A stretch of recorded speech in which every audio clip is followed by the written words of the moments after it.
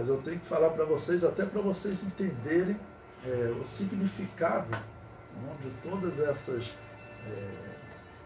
essas histórias na mente das pessoas, da humanidade.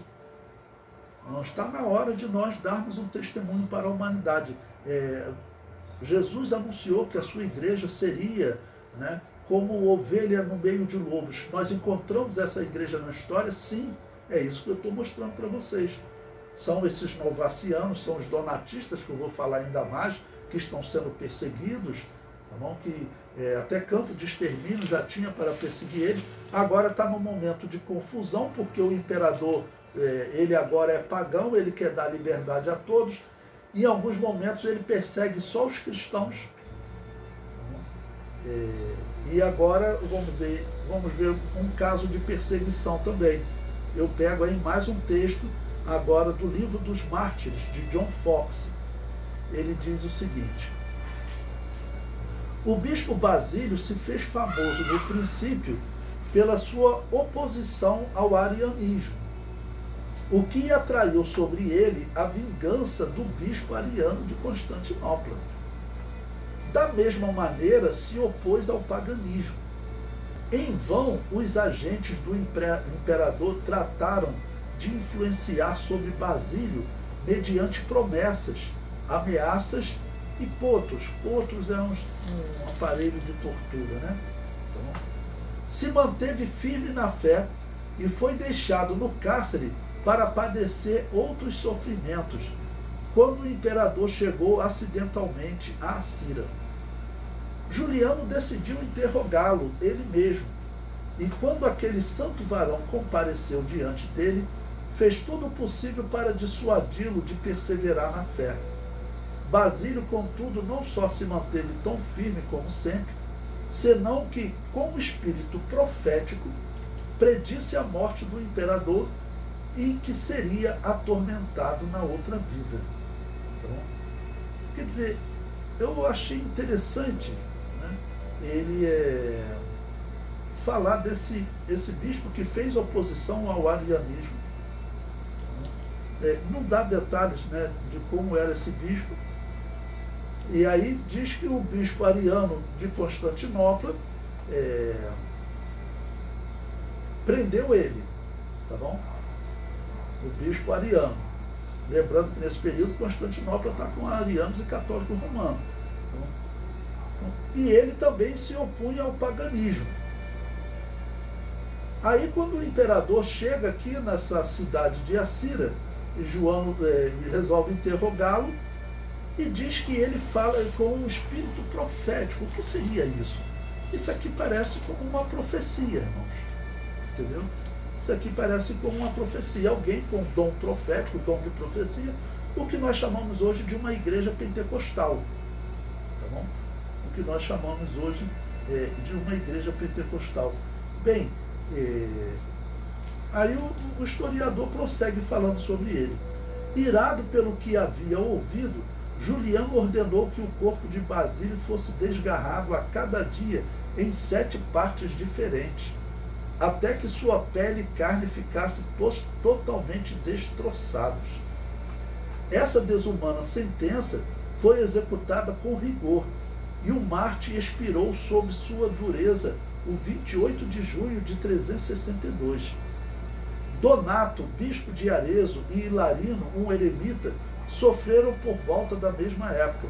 Assim também Gordiano, um magistrado romano.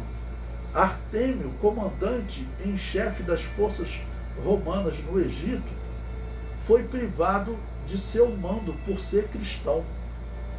Depois foram confiscados seus bens. E finalmente foi decapitado.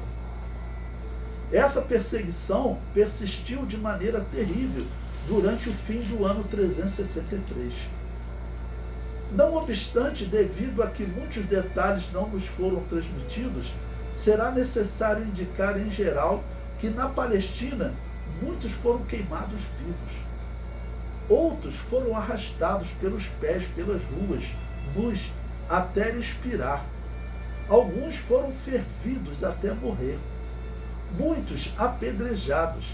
e grandes números deles espancados na cabeça com paus, até derramarem seus miolos. Meu Jesus!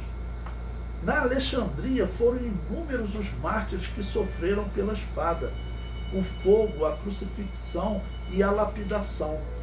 Em Aretusa, vários foram destripados e, colocando milho em seus ventres, foram entregues aos porcos, os quais, ao devorar o grão, também devoravam as entranhas dos mártires. Na Trácia, Emiliano foi queimado na fogueira e Domício foi assassinado numa cova, na que havia fugido para ocultar-se.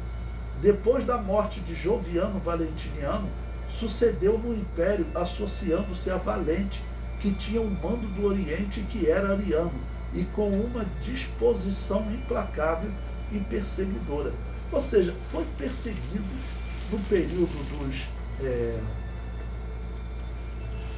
do paganismo dominando, né, de Juliano Pagão dominando, e depois também é perseguido quando ele morre e vai ser substituído por católicos arianos, né? O comentário profético. Não há como separar os perseguidos. Não sabemos se Basílio ou mesmo outros eram anabatistas. Mas quando o historiador diz que ele usava o espírito profético, temos uma grande evidência de se tratar de um anabatista pentecostal. Porque também a característica dos católicos era, nesse momento de perseguição, ele mudar de religião.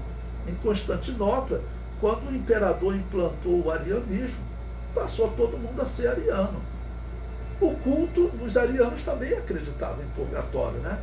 Todas as linhas católicas acreditam em purgatório. Então os arianos também. Então o público, olha, se está ligado a uma igreja que dizia que o Deus eterno morreu na cruz, como Alexandre pregava, ou está em uma igreja que diz que quem morreu na cruz foi um Deus menor que foi gerado, tanto faz, vai fazer o ritual de morte, de nascimento. Então, era isso que os pagãos precisavam, era isso que eles estavam fazendo, né? Mas então, eu achei interessante. E essa citação aqui, tá bom? Quando descreve esse espírito profético, eu falei, poxa, esse homem pode ser um cristão verdadeiro.